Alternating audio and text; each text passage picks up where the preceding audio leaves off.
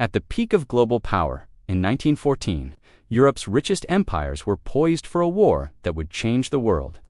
Kings in gold-embroidered uniforms walked across palace floors, while bankers in London and Berlin moved sums of money large enough to finance entire nations. Factories churned out arms, stock markets thrived, and gold flowed like a silent river beneath the surface of politics. Yet, when the first shots were fired in Sarajevo, it was not just armies that marched to battle. Money moved faster than troops, and behind the headlines of diplomacy and nationalism, a hidden financial war had already begun.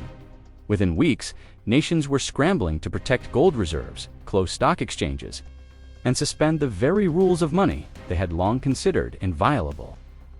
The real power struggle of World War I was not fought with rifles or cannons, but through balance sheets, credit lines, and financial leverage that shaped the war's outcome long before the first soldier stepped into the trenches. This story is the one history books rarely tell. While we are taught about alliances, the deeper story lies in finance: who lent money, who could borrow, and how far governments could stretch credit before the world's economic system began to crumble.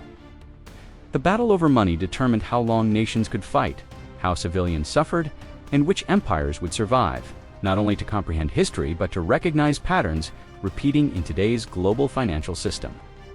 If this sounds like the kind of deep, revealing history you want, subscribe now to Fiscora Empire. We uncover the unseen forces that drive global events. Before 1914, Europe operated on the gold standard, a system that tied every currency to a specific quantity of gold. It was precise, disciplined, and ostensibly stable. Currency could be exchanged for gold at will, creating trust between nations and their citizens. Money had tangible meaning. Governments could not simply print endlessly without consequences. War, under this system, was financially constrained. Yet the gold standard was also rigid. It punished overspending and limited the ability of nations to react to crises. Industrialization and rapid urban growth were already straining these limits. When tensions escalated in the Balkans, the constraints of gold and credit quickly became apparent. Europe's financial architecture before the war was dominated by interconnected banks and creditor nations. London was the global hub. German banks were industrial powerhouses, investing heavily in railroads, steel, and coal. French capital backed overseas projects and government debt. American banks were growing quietly in power, holding bonds and financing foreign investments. This web of credit allowed nations to operate beyond their immediate resources, but it also meant that when one link strained, the effects rippled globally. The assassination of Archduke Franz Ferdinand did not only trigger a political chain reaction, it immediately sent shockwaves through financial markets. Investors sought safety in gold, stock exchanges wavered, and governments realized their war plans would collide with financial reality.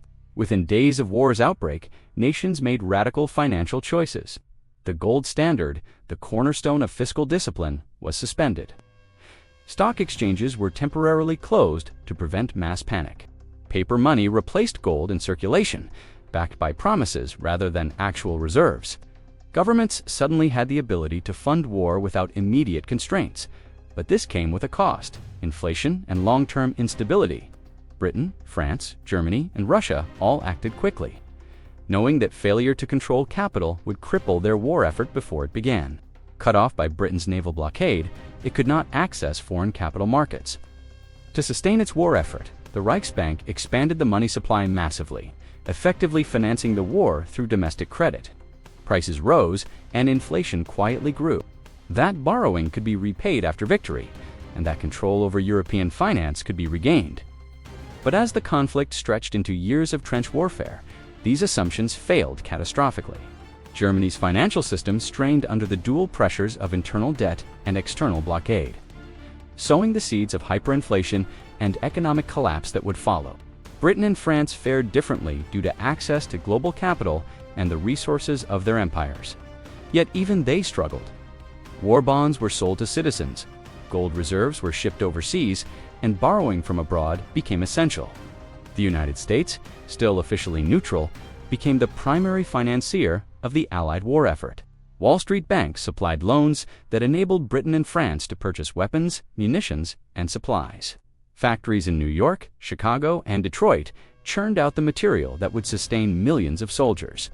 When America entered the war in 1917, it was not only militarily involved, but already in control of much of the financial backbone that kept the Allies fighting. Power had shifted quietly, without a single headline announcing it. France, whose industrial heartlands were devastated by fighting, relied heavily on credit. Taxes could not cover expenditures, and borrowing became permanent rather than temporary. Reparations from Germany were expected to restore balance, but this circular flow of payments created fragile dependencies. Russia, with a weaker financial system, suffered even more acutely. The government printed money to fund military campaigns, triggering runaway inflation. Food shortages worsened, and confidence in currency and state collapsed. The revolution that followed was not only ideological, it was financial. Authority had been undermined by mismanaged money long before political slogans took hold. By 1918, Europe was exhausted. Governments were deeply in debt, citizens had lost faith in savings, and economies were destabilized. Victory no longer promised prosperity, it promised survival. The Treaty of Versailles, presented as a peace settlement, was essentially a financial document. Reparations were intended to redistribute wealth and enable Britain and France to repay debts to the United States. Germany, however, could not realistically meet these obligations. To comply, it turned to monetary expansion. Hyperinflation followed. Savings evaporated. Middle-class wealth disappeared overnight. Social order frayed. This was the direct consequence of financial choices made quietly during the war years. Even Britain and France depended on Germany to pay reparations so they could service their debts to American banks. This created a fragile circular system. Loans, repayments, and obligations intertwined globally. Any interruptions, such as a slowdown in U.S. lending, could collapse the system. And it did. The late 1920s financial tightening contributed to the Great Depression, demonstrating how consequences of war finance can echo decades after battles have ended. The financial battlefield had outlasted the military one, reshaping politics, society, and future conflicts. The gold standard attempted a comeback in the 1920s, but the underlying imbalances were unchanged. Debt levels were enormous, economies fragile, and global trade uneven. Restoring pre-war monetary rules without addressing structural damage deepened instability. By the 1930s, the world was experiencing the economic fallout of choices made during World War I, proving that money, not just military strategy, determines the longevity and outcomes of wars. Modern parallels are striking. Governments now rely heavily on debt to fund operations, conflicts, and infrastructure. Central banks manipulate interest rates and currencies instead of relying on physical gold. Global financial networks allow money to move instantly, yet the underlying vulnerabilities remain.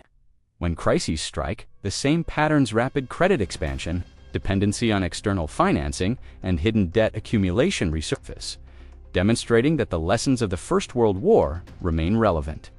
3 key takeaways emerge from this history. First, wars are financed before they are fought, and the ability to borrow can determine the length and scale of conflict. Second, debt does not vanish with victory. It reshapes economies, politics, and societies for decades. Third, financial decisions made quietly by central banks, creditors, and governments often outlast the public battles, with consequences far larger than any individual soldier's action. As a final thought, consider this. The next global crisis may not begin with gunfire. It may begin with a shift in credit, the collapse of a currency, or the drying up of a loan.